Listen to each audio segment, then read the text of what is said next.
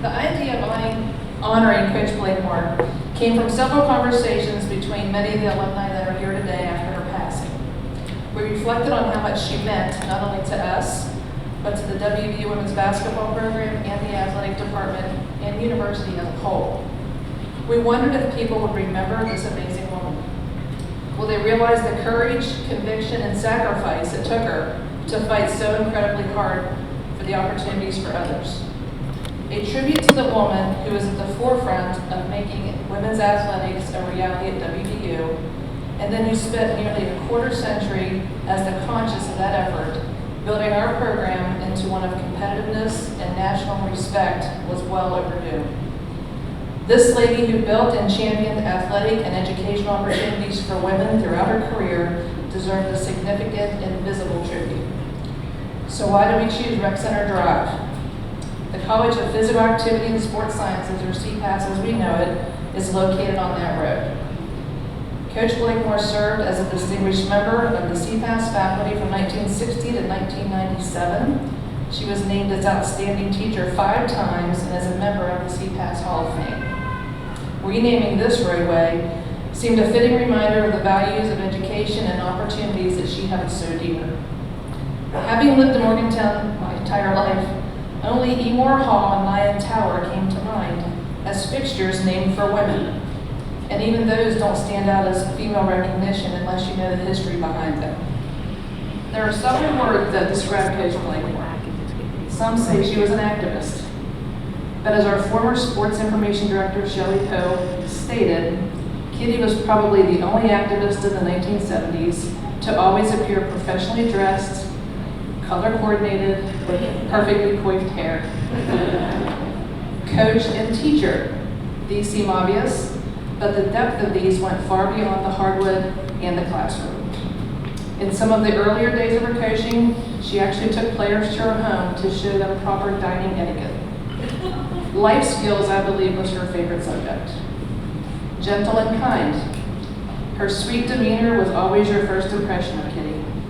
But those genteel manners also disguised a mind like a steel trap and a backbone that was even stronger.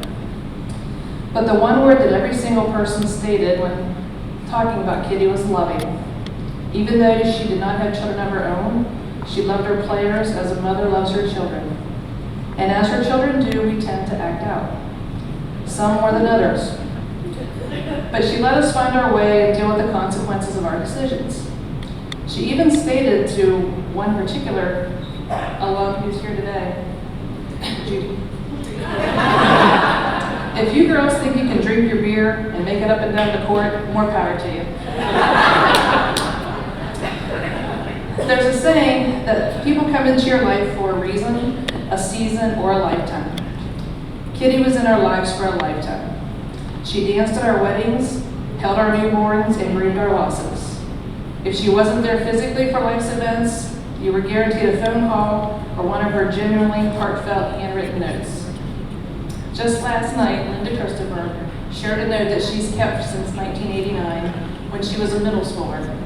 Coach Blakemore had written her, congratulating her on her middle school county basketball championship. Not because she was recruiting her, but she truly cared about the people of this community. And she recruited her. She always wanted what was best for this university and the people involved in it. Her keen sense of knowing a person's character made her an invaluable asset as administrator. The hiring of Nikki Izzo Brown was one that she was so incredibly proud to have made.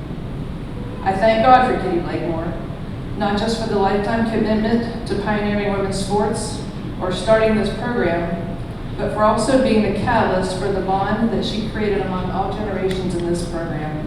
We truly do have a sisterhood. Kittie had very high standards, and I know that she would be so pleased in knowing that Mark Kellogg is leading her program. She would appreciate the way in which he teaches, the style in how he coaches, and the manner in which he treats his players. I am also certain that she would be so proud to have Ren Baker as our athletic director. If it were not for Ren and his swift response to help, Kittie Blakemore Drive would not be a reality. This concept of honoring Kittie began on July 21st, 2021. What started 2.5 years ago, Ren got completed in 2 weeks.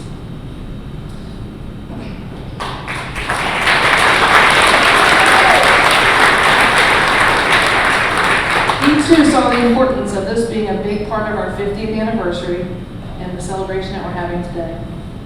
As I said to him a couple of months ago, if he can get this one across the finish line, I was going to give him a very long and awkward hug.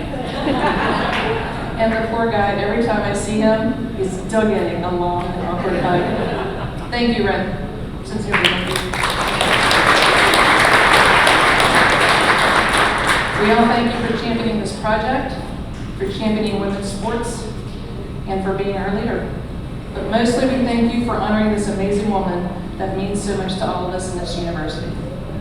Let's go Mountaineers.